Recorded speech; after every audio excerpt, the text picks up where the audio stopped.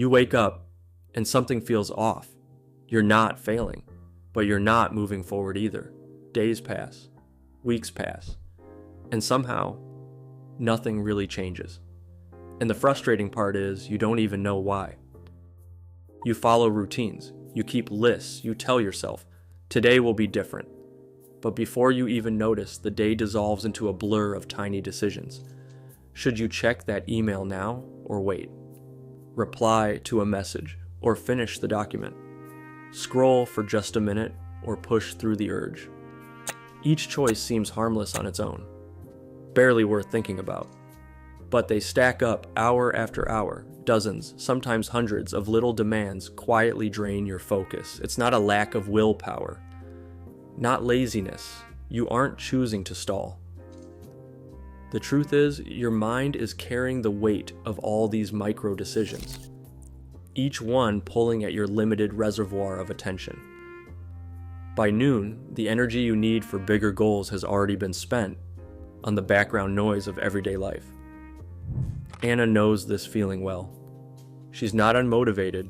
She's not careless.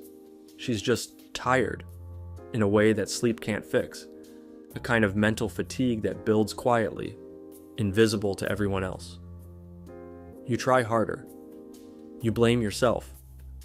But the real culprit isn't you. It's the invisible cost of never-ending choices, piling up until it feels impossible to move forward.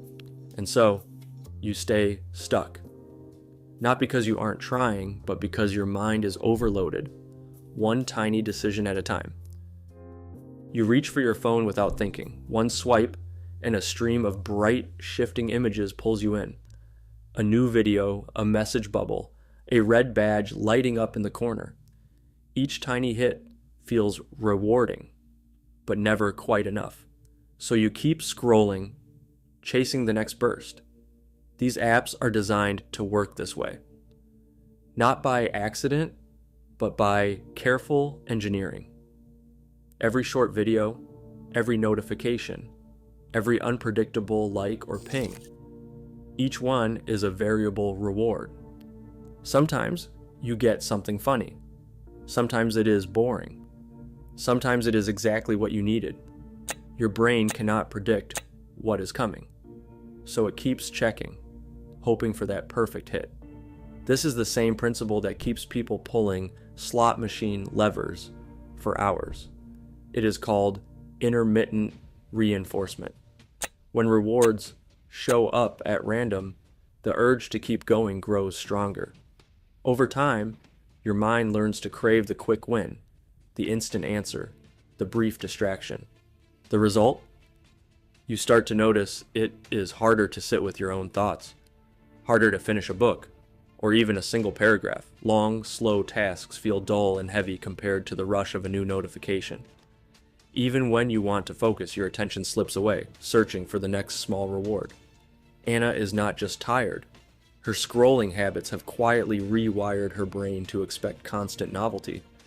The world outside the screen starts to feel slow, almost empty. But this is not a personal flaw. It is a hidden layer of conditioning, built into the tools you use every day. A mind pulled between tasks does not simply snap back. Scientists call this attention residue, the mental drag that lingers after shifting focus.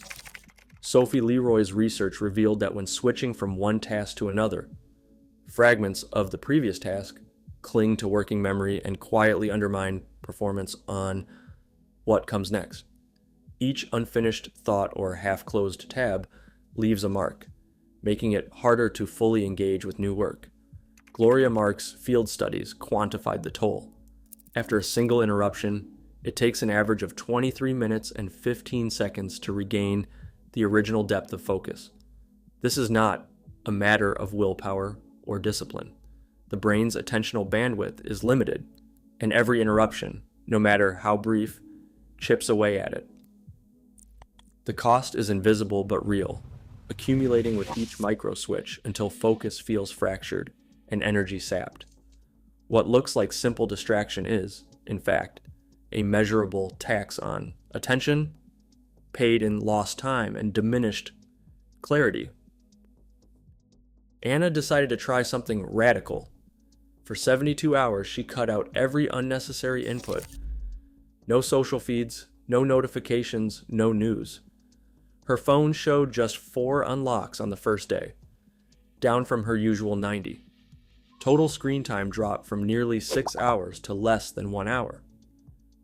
The silence was uncomfortable at first. The urge to check, to scroll, to fill every gap with something, anything, felt almost physical. But as the hours passed, the noise faded. What was left was strange and quiet.